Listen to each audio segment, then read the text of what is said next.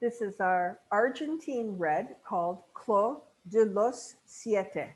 Little tricky pronunciation because this is a French word. We don't pronounce the S. So it's not Clos, it's Clos, which means vineyard.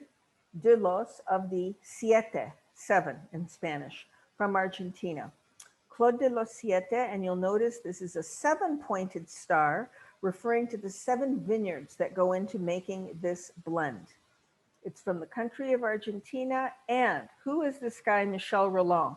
He is arguably the most famous wine consultant on the planet. And he first went to Argentina in the late 80s and fell in love with the culture here and talked his several of his Bordeaux friends into collaborating on this Malbec blend. So this is a blend of Malbec, the red grape that Argentina is most famous for, Merlot, Cabernet Sauvignon, Syrah, and a couple of other grape varieties. So I like to refer to it easily as a Malbec blend, or you could even say Malbec Merlot blend. And the style is rich but very smooth. Malbec always gives a fragrance that's so appealing. It smells like flowers, like lavenders and violets. And the wine itself has some heft. You can tell by looking at the color. You can't see through it.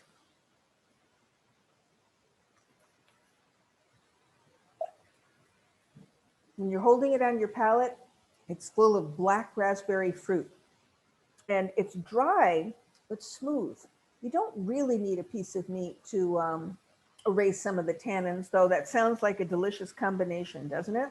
So this is a Malbec Merlot blend from Argentina. And let's take a peek at Argentina because it's pretty impressive geographically. We're in South America. We are east of the Andes. So Chile's right up on the Pacific. And Argentina's growing region is east of the Andes, which tower above the flatland. And to put it in perspective, the vineyards in Argentina are routinely above 3,000 feet above sea level. So here's a simpler map there, the Andes.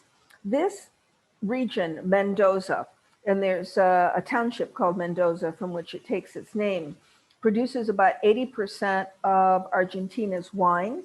And this wine actually comes from the Uco Valley right here within the Mendoza province. So Uco Valley within Mendoza is where Michel Rolland and his Bordeaux friends started this winery. And this is the Clos de los Siete winery. I wanted to show this to you because this is not sort of a manipulated glamour shot.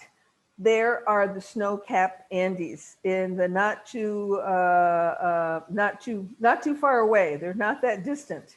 So you are in the foothills of the Andes. And I've been lucky enough to visit, and you just go up and up and up. And all of a sudden, in this case, you're between 3,300 and 3,800 feet above sea level. In Napa Valley, just to put it in a frame of reference, we start to brag when we get over 1,000 feet above sea level. There's another beautiful view. And why is this important in terms of wine production? When you're at this altitude, you get blazing sunlight, so the grapes have no trouble getting ripe. They actually have to manage the canopy, the leaves, to protect them. The vine roots have to go very deep. This is rocky soil. You're not planting tomatoes up here to get their nutrients. So they don't produce as much as they would on a valley floor, but they produce very concentrated fruit. And the irrigation, because this is really high desert, it's not uncommon to see cactus next to vines. The irrigation is so pure, it's runoff from the Andes, runoff from the Andes. So, you know, the snow caps are melting and that's how they irrigate the vineyards.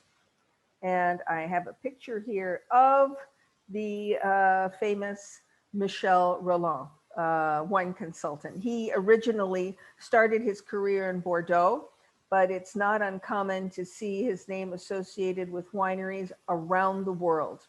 We just did a tasting with a Chilean winery on the other side of the Andes, where he's the consultant. So this is Clos de los Siete. Vineyard of the Seven, referring to seven vineyards. It is a Malbec Merlot blend. It also contains, if you want to write this down, Cabernet Sauvignon, Syrah, and a little bit of Petit Verdot and Cabernet Franc. It is from the Uco Valley in the Mendoza province of Argentina.